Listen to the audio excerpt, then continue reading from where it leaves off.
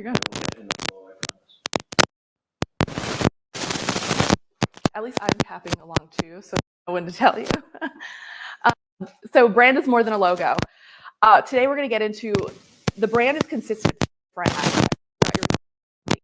And then you have brand identifiers. Your foundation, this is you. It's who you are. It's how you show up. It's how you want to make yourself feel. And so once you really have a good sense of the brand foundation, it's very easy to kind of start pulling into brand visuals because that's in my opinion the part. So before you pay money and hire a designer to create your logo, just make sure you're really clear on those foundations, and we'll get into that. But it's who you are, it's what you stand for, how people feel, and it's how you want your clients to feel when they work with you. Next one. So strong brand foundation is going to resonate. It's going to connect with people. I always hated the question, what makes you different? Because immediately, I think everyone here, or at some point, when someone asks you that, you start comparing yourself to other people.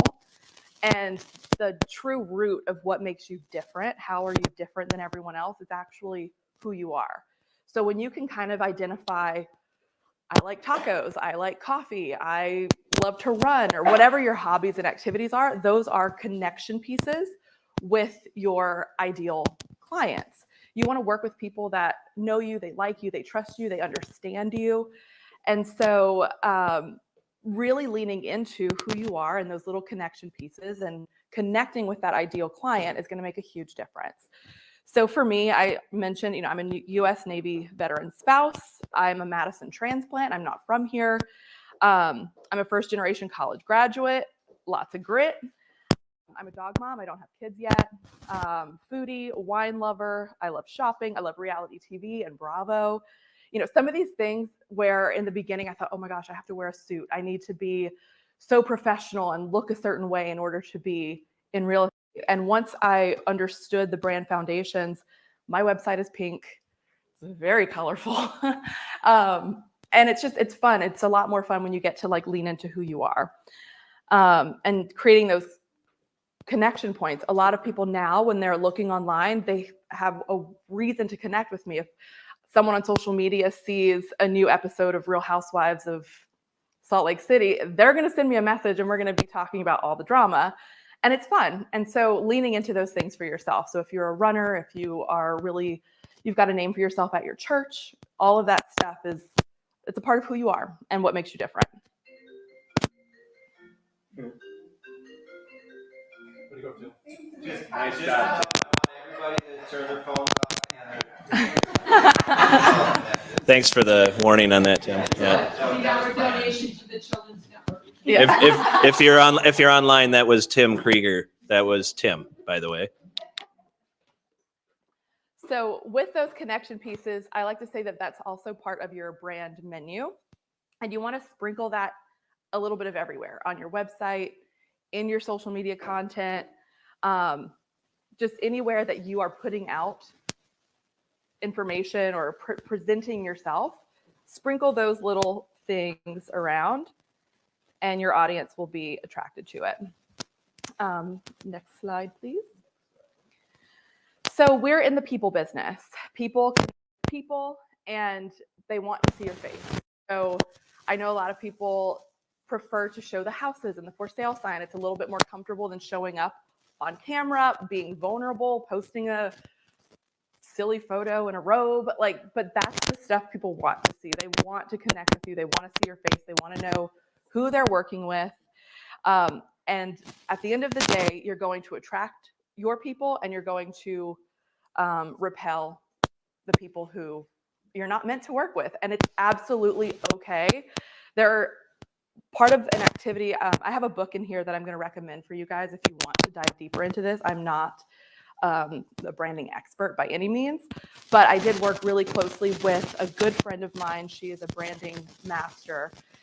She's written a book and she gets into the importance of creating your ideal client attraction list. Like, who is it that you want to work with, and get really clear on that.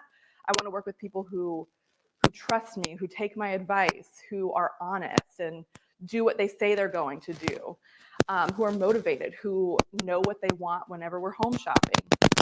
And then create your repel list. Sometimes this is the easier list to make, but it's who you don't want to work with. I don't want to work with someone who doesn't trust me, who talks down to me, who doesn't take my advice, who lies, who wastes my time. It's easy to create that list, but once you're really clear on what that is, it's easier to show up and just kind of be yourself. Next one. So part of that brand foundation, we're still on the brand foundation piece, is really understanding your brand personality. And it's kind of on this spectrum. I definitely lean more on the friendly side than the formal side, but it's really fun when you kind of identify where you are on this spectrum, and then you create this filter. So when I worked with Kelsey Curtis, who is a branding educator, we created what's called branding words. My branding words are the filter that I go through before I put anything out on social media, before I put out content, just before I show up. I want everything that I put out to be coming from a place that's creative, community-minded, with excellence. I want it to look nice and have the aesthetics and the feel that I want to go for. It's bold because it's different, and I want it to feel fun and joy, and I want to make people feel warm and invited. So when you go through this brand personality spectrum, are you more quirky or are you more conventional? Are you more modern? Are you more classic? Fun, functional, inclusive, hope no one's exclusive, warm or cool, innovative or familiar. And so you're not going to just necessarily be all the way on each side of this, but it's kind of a good meter. And then these are just, you can Google brand words or brand characteristics. The book that I'm going to link at the end of this, she gives a huge list that you can kind of pull from. And she also offers branding on it. So feel free to actually work with an expert there. But these are just some of them. And so, are you cheerful? Are you conservative? You're more efficient, you're modern. Maybe you're really into tech and you don't want, paper files or whatever it is. So just leaning into all of that. Any questions? Okay. Is anybody afraid to share what theirs are? I mean, I am sometimes for mine. Just FYI, your brand personality traits, as to your point. Mm-hmm. You're like, do I have to look this way? Right. Who isn't afraid of these types of things, right? But once you start to write them down and then you share them in an entire group of people on a slide presentation or whatever the heck you might be doing, It's vulnerable. it puts you in a different space. Yeah. I have a question. Yeah. Kind of a question. First of all, this is wonderful. I haven't heard a lot of this before. And it's a little overwhelming, I guess, to think, if we do this, do we have to do all of this? Right. What was your experience when you dove into this? Was it overwhelming, but then you started getting into it, and then it became easier? Or can you just expand on that? Yeah, that is a really great question. It was hard at the beginning because I was constantly feeling like I needed to kind of check through this checklist. But at the end of the day, your brand foundation, if you're being true to yourself, you're just going to show up that way no matter what. So that's why I talk about the connection pieces, because it's easy to show up on social media and post a house, right? That's the professional side. That's what we do. We're in our cars every day. But whenever you can sprinkle in things that are like your hobbies, you're at the dog park with your dog and you're sharing that personal piece. It's just, you're sprinkling that in. You don't have to do it every day. You don't have to do it, you don't have to post 10 times a week. But it gets easier over time, because once you realize that you're really just sharing who you are, what you're passionate about, it comes so much more natural than trying to wear a stiff blazer, hold a camera, and put on this show and act, and you're wearing this mask. It's a lot more fun when you get to lean into it. Once I created my branding words, I did post them everywhere. It was the background on my computer. I put it on a Post-it note. I had it on my home office, my work office, just so as I was creating content, I could kind of flow through those words. And it was definitely helpful to kind of start that way. But I think it's just important to get clear on who you are and what you stand for, and the rest is just a lot. It's a lot of fun once you get used to doing it. I don't know if that answered the question. Okay. It reminds me just of, planning, going through, defining your value, vision, just being clear on who you are, in this case, how you want to do business. Yeah. And to be vulnerable enough to just be true to yourself and put yourself out there. It does sound a lot easier to have to figure out who is your true self. Yeah. Yeah. And in real estate, it's easy to say, okay, I'm going to put on a jacket, I'm going to show up today, and I'm going to present like a robot. Like, it's easy. Like, I feel like that's what people want us to think real estate is when you first get into it. But when it's really fun is when you get to just be yourself. There was something you said. I was trying. So with this brand foundation and, creating those hobbies and those things that you're passionate about, and then you decide on your branding words, and this is the personality of your brand. This is how you show up. It's just who you are. You're also going to need to identify your ideal client, and that's part of that, your brand attraction, or what is it? The brand, who you attract and who you repel. Once you identify that, you're kind of working through that ideal client.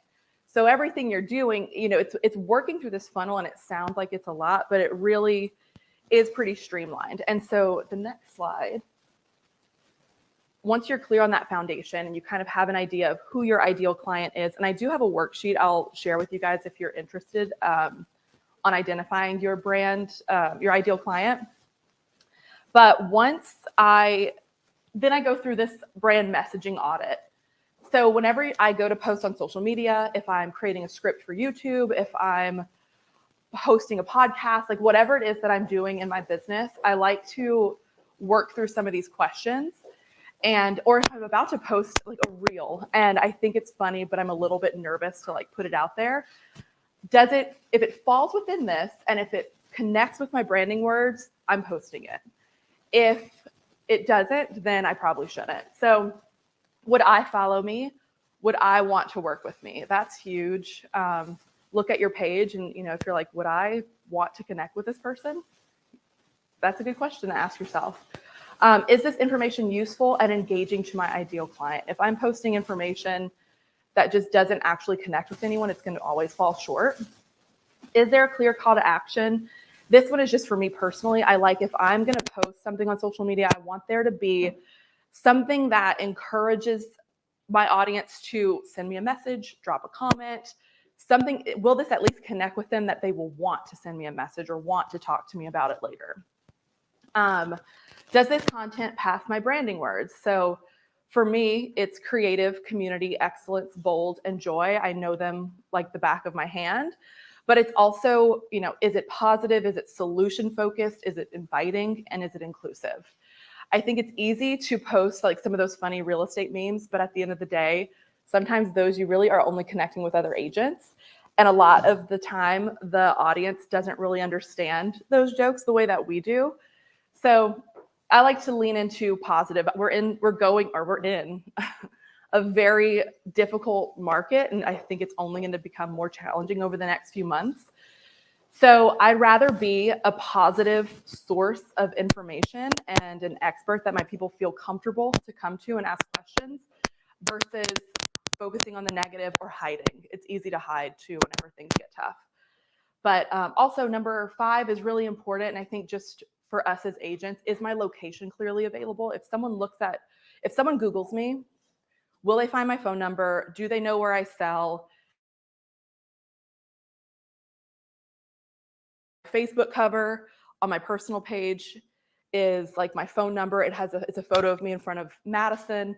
I just don't want there to ever be any confusion on how to contact me. And then, am I positioned as an expert?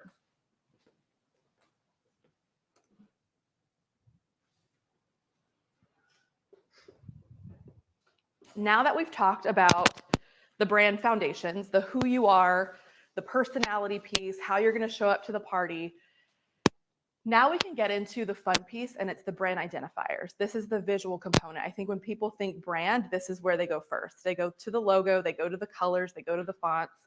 You can always figure this out. You can work with a designer, and they will totally help you work through this. but I think it's important to understand the foundation first. So that's why I always start there. Okay, so now we're getting into the visuals. What styles fit the brand foundation? Colors have meaning. Red is power, and Remax has a really strong brand, and I think people connect with it easily. And it's great that you have a brokerage with such a strong brand, but I think it's really important to also create a personal brand. If you are on a team, the team has a brand, but each individual agent also has their own unique brand. And if you can lean into your team members' strengths and or weaknesses, you can really position your team for excellence because you're allowing everyone to lead with their own passions. So with that, some brand identifiers, some colors and the meanings of colors. I think it's really fun if you kind of look into what some of these colors mean. I don't hold this with, end all be all, but it is kind of neat that so how I came about this was when I got into real estate, I wanted to do a photo shoot because I wanted photos of me out and about in the community. And I did the exact thing I think a lot of people do, and I didn't even realize I was doing it until after and I received my photos back. But I had worn, I had some photos where I was like wearing mostly black. I was at a darker coffee shop. Beautiful photos, like it was really cool. The photographer did a great job. But I was like, it just didn't feel quite like me.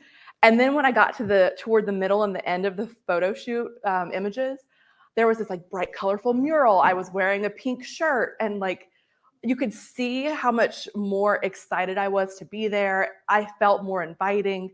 So it's really fun whenever you can kind of understand and you get to see something like that in front of you. And so naturally, I ended up gravitating toward pinks and purples, a little yellow. I'm more of like a peachy orange for my brand colors. But when you look at what they mean, creativity, intuitive, imagination, freedom. Freedom is like my why. So it's just really cool when you look at this. If you're more, luxury and like white glove service, you might lean into black and gold, that sort of thing. So you don't have to go and incorporate pink into your brand today, but what works for you? If you're unsure and yes, Dan,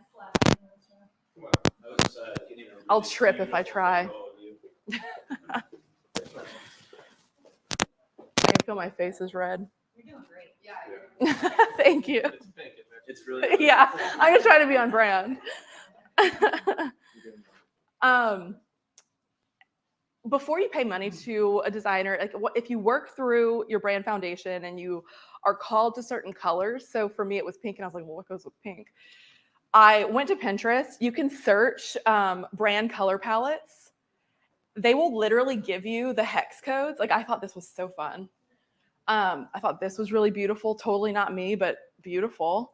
And they will it'll give you a place to start. You can then load these images into your Canva Pro, the brand kit, and now you have a color palette. So you don't have to pay a designer. You can literally use the free resources at your fingertips. Same thing with fonts. It's really important once you decide on your brand colors and your fonts to be consistent, because consistency, I'm kind of jumping ahead a little bit, but consistency creates trust. And the more you show up in those colors, with those fonts, with that feeling that you give people. My hairdresser in Washington, every time he'd find something pink, he would literally buy it for me. He sent me links to purses that were pink. He bought me a pink Coach notebook, just like because it resonated so much with him. It was just something different. Same thing with fonts. People will say, oh, I was just swiping through stories. I knew it was you because it was pink. So it's those little connection pieces. And so when you're looking for fonts, this is the one I think I struggle with the most. I did eventually hire a designer to help me put together my whole brand, but I did take to Pinterest for some inspiration. They will give you, font pairings that work really well together. They've got some really fun ones out there. You can literally Google how to purchase the fonts. You can download the font package, upload it into your Canva. You don't have to pay thousands of dollars. Okay, next one. So, like I said, consistency really does create trust. And where can we create more consistency in real estate?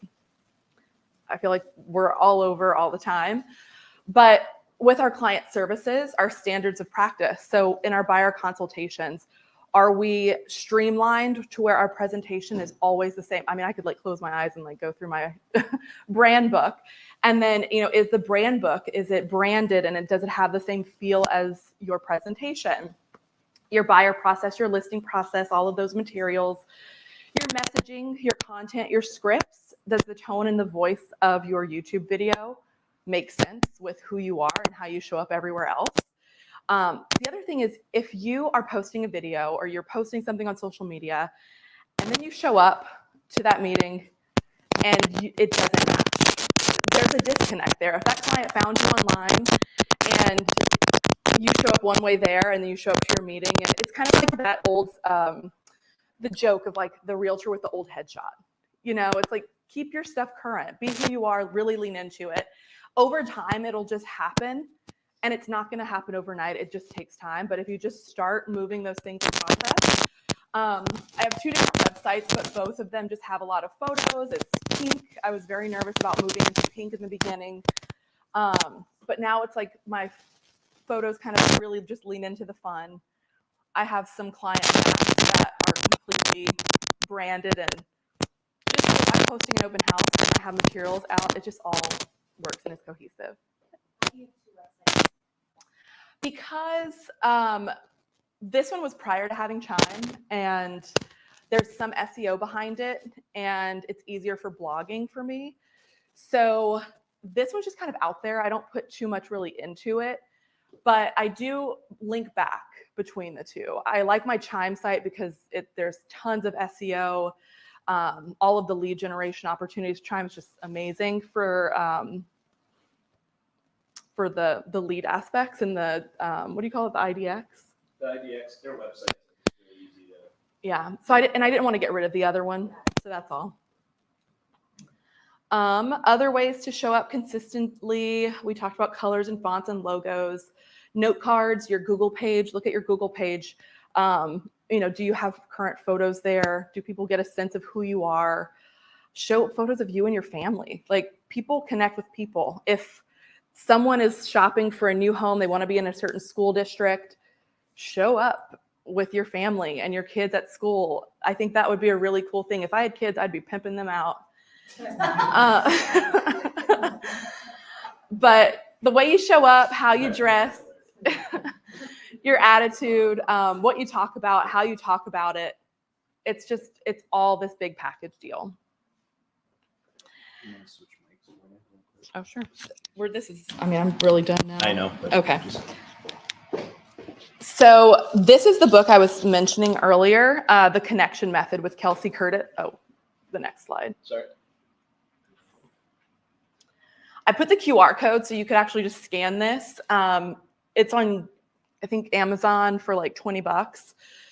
But it takes you through pretty much everything I went through today, but like in way more depth, so you can really take your time with it and process. And then these are just some of the resources that I pulled from today. I thought the Color Meanings website was really good because the image that I had with all of the colors and the meanings, they really break down each one. So if you resonate with like the lighter shade of yellow, it tells you what that means. But same thing in Kelsey's book. I think in there she gets into a lot of the meanings of colors and stuff. And the next slide. That's it. Follow me on Instagram, Christine Cooper Homes. I'd love to stay connected. That's like the only way I feel like stay connected with people is on social media, just because then we're seeing each other all the time. But any questions? How do you incorporate the RE/MAX logo and branding with your personal branding? Great question.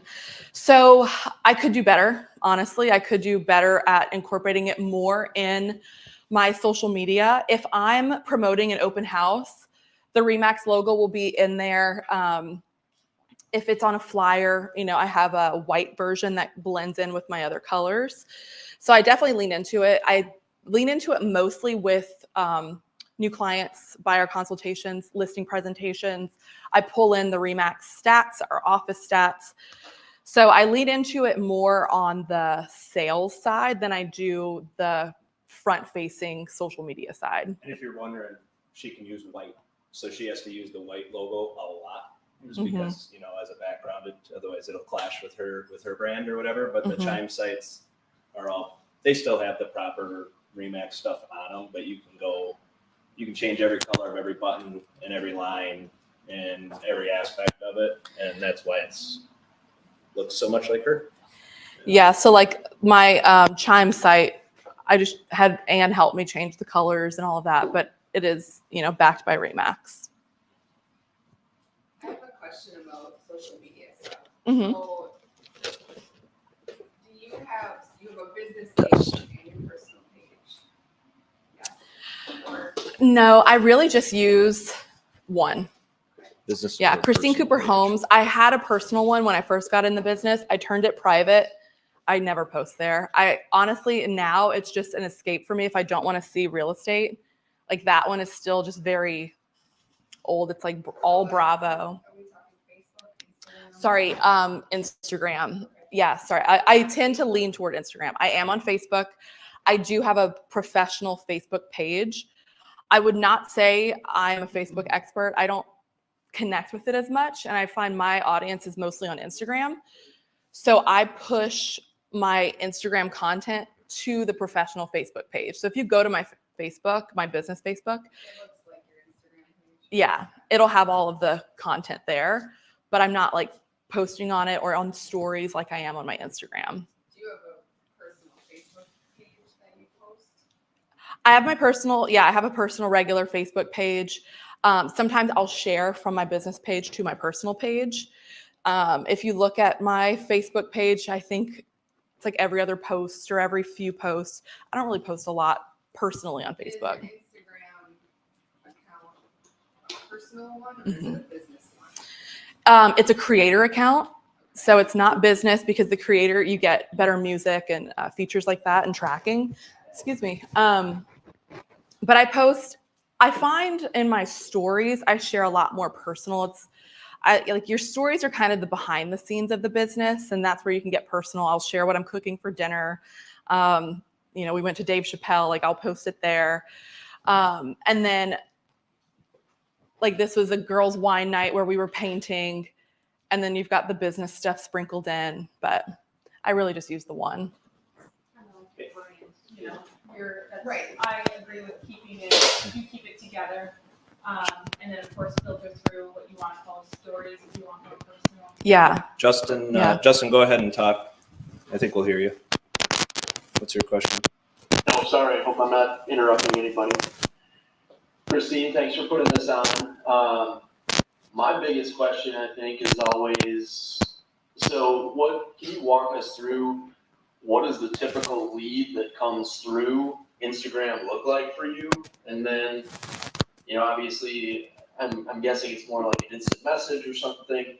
How do you kind of filter through what's potentially spammy and like what's real? And how do you make that connection then to turn that into a tangible meeting? Yeah. So it's really interesting with social media. It's really hard to track if a client comes there unless they actually say, oh yeah, I found you on Instagram.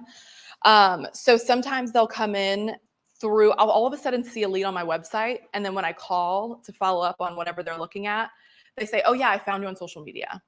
So there's that. Then I also have, it's like I put together a fall guide to Madison and I have it linked in my bio. I think I posted it mid-September and I think I'm at like 45 subscribers and those are all local. I'm sure some agents or, some other people who may not be clients, but you get those subscribers. And so I always look at the email address, see if I can recognize who it is. If I get new followers, a lot of the time you can tell if the follower is, for me, I know my ideal client. So that's also really helpful too. So if I get new followers and they look like they're local, I'll kind of, comb their page a bit. And then I just try to like engage with them in their content on social media. I always follow them back. I comment on their stories. And just like create conversation. Like social media is meant to be social. It's like you're at this cocktail party. So like, why not have the conversation in the DMs? So that's just, I think that's how I track it. I'm trying to think where else. Sometimes I'll get people who find me on Google and they'll comb through my photos, or then they'll click on my website. And so then when I talk to them, they're like, oh yeah, I found you on Google, but then I was following you for a while. So like it all works together somehow. I don't know if that answered the question, but. I think so, yeah. I love the cocktail party analogy. It's a great way to put it in context. Is you're trying to meet these people, right? Essentially, Mhm. and I think that's, we have so many online lead sources now, and current experience with them is just the quality of a lot of the leads that are coming through might be kind of watered down. Yeah. So just looking for any ways to filter through some of that if possible. Yeah. And what's funny too is as you lean into your brand, those types of clients that you're trying to attract tend to be the ones who connect with you. So like, I instantly know when someone follows me, I'm like, oh yeah, this is kind of going to be an ideal client. And they work at some medical spa or like, it's like, I just kind of know who those people are. And so that's helpful too. Thanks, Justin. I was just going to ask is, for social media, if you were going to mix that with percentage of your business and where it comes from, is I guess where, is it all coming from social media, or how? So a lot of it is because especially, so my numbers are kind of skewed because it's different from where I was before when I was there for 4 years and now I'm here for a year. So a fifth of my business is agent to agent referrals. And I think a lot of that is because of social media. So I also lean into other agents following me on social. If they are, you never know where they're located, who they know. Someone in their office might be looking for someone in Madison. So I love connecting with agents that way. Google's another big lead source for me. And so I try to tap into my Google and my online presence, kind of like that package deal. Yeah. So do you tend to find other agents and follow them too? Yes and no. Okay. Like Madison has a lot of different feeder markets. And so it's always good to have agents in Chicago or, Minneapolis or wherever. And so, yeah, for sure. You can totally follow agents and connect with them that way. I'm in a coaching group. I'm in a lot of different social media groups. And so naturally you tend to start connecting with some of the same people. And so over time, you just kind of grow that agent following. And I think when agents see other agents showing up and doing things that inspire them to post and do things, you all just start following each other, And so whenever you're leaning into who you are, the people who will follow me are probably not the people who will follow you. Like you. The other two. Yeah. The other two in your office too. That was but like I will never post a photo hunting. But if I have a client that likes hunting, I'm all for hunting. There you go. Yeah. But like, lean into your own hobbies. I don't know if you like to, go skiing. You'll never catch me on the skis. You'll catch me in the resort. But, just lean into those things. And those are the people who will start to follow you back. And same thing goes with agents. You have ideal agents, just like you have ideal clients, like for referral partners, Dan Miller back first, then Riley. Christine, do you have like a standard routine or plan or schedule that you try to follow in terms of creating content? Yeah. So Standard schedule. I try to sit down toward the end of every month and figure out what's my theme for content the next month. And so going into the holidays, I like to lean into seasons too, because then I can just kind of really lump a lot of content into that and lean into local. So at the end of the month, I'll try to plan some content for the following month. I'm usually posting 3 times a week on social. So Monday, Wednesday, Friday. I try to do a reel per week. I'm not as diligent about that, but I find batching the content ahead of time and then just scheduling it it'll know, and I prefer for it to notify me when it's time to post than for it to auto post, because I think your algorithm and your engagement goes way down when you schedule everything out. Yes. Okay, so with Instagram, do you use Hootsuite? Like, what do you use to schedule? I use, so I manage 2 accounts. I have a podcast. So for podcasts, I use Later, and for my own Instagram, I use Planoly. There's no reason behind it. That's how it's been set up. I personally prefer Planoly. It's free. I think you can post up to like 30 images for free per month or something like that. Yeah. How do you spell that? Planoly, Planoly. Yeah. Do you invest in professional branding photography? If Yes. so, what's your approach on that? How often do you get new photos? Yeah. I spend a lot of money on photos.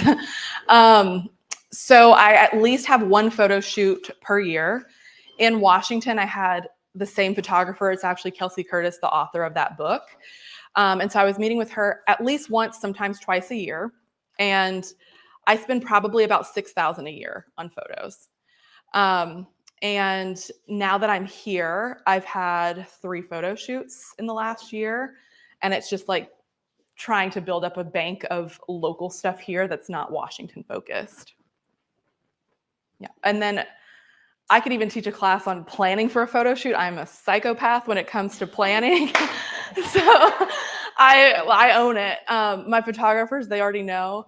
But I put like presentations together. I scout. I find the locations. I plan my outfits accordingly. I lean into my brand. I plan ahead for like, now I have this huge bank of photos that lives in my Google Photos.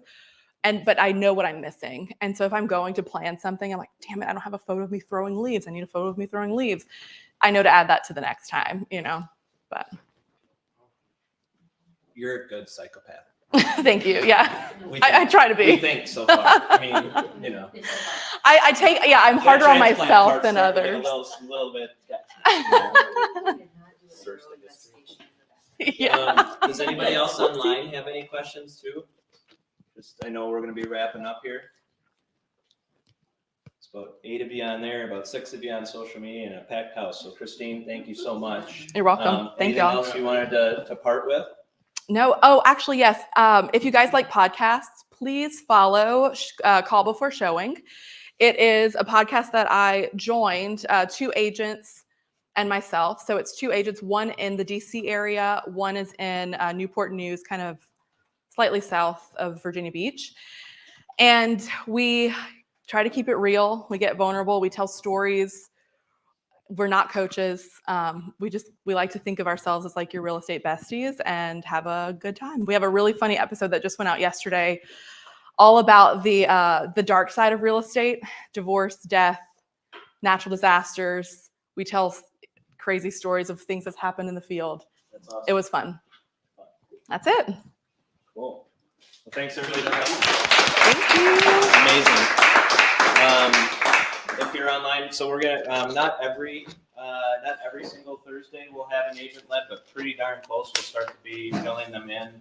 I know we've got some things coming up, like learning about horse properties. We've got certain ones on finance. There's going to be other ones, but a different agent will try and lead all those so we can get to know everybody in the company, because we're an extremely talented company with some really high producing people that know a lot about a lot. So we need to do a little better job of tapping into that, especially now that we're all a little bit bigger too.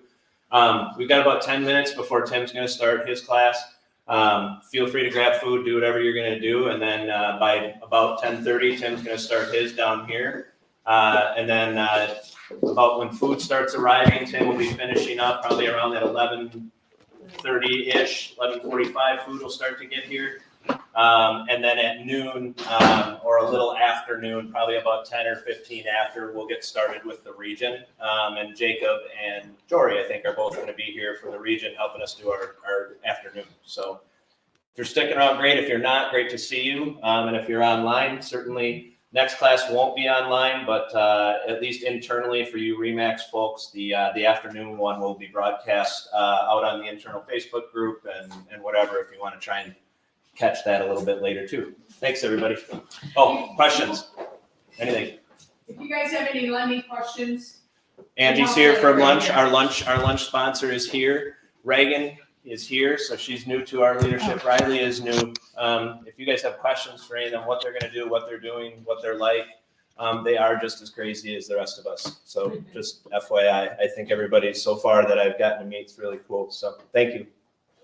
Hey, everybody. Can I join in here for a second? A question just occurred to me for Christine. Please. She's still there. You Yep. bet. Go ahead, Grant. I'm sorry to extend the program. I tend to do that.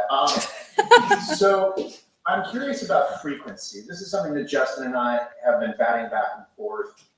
And in my research, the tendency is to suggest that on sort of high velocity platforms like Twitter, frequency really matters. But on Instagram and Facebook, I've read very conflicting things about how frequent you post. I've noticed that looking at your social feeds and hearing you now, you seem to be kind of one a day or 3 times a week minimum.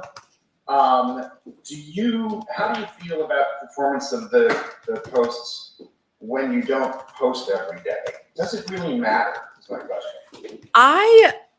I feel like I lean more into it's important to be consistent, and I'm less worried about how each individual post performs. Now, I post on stories at least like 3 to 5 times a day, and it's not even intentional now, it's just kind of a habit. But I think it's important to show up in stories quite a bit, and it's also good to take a break entirely and then post the next day, and I'll notice my numbers will skyrocket. Okay. I think with Reels, they want you to be posting like 3 to 5 times a day, but that is insane, and I will never be able to do that.